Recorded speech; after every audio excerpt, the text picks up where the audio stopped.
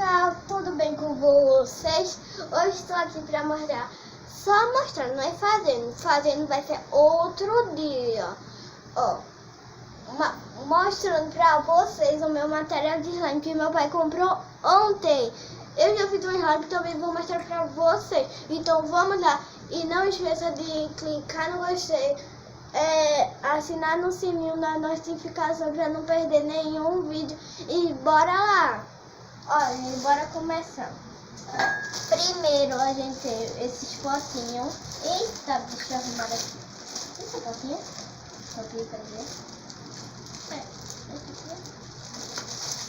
Aí temos esse potinho, olha. Cheio de potes. E é claro que é duro, que vocês estão a assistir esse vídeo. Eu não sei o que vocês sabem, que já fizeram no vídeo, que eu gravo pouco por causa que eu tenho muita coisa pra fazer. Aí, gente, bora. Aí, eu não sou delicada e teve que comprar do duro pra mim.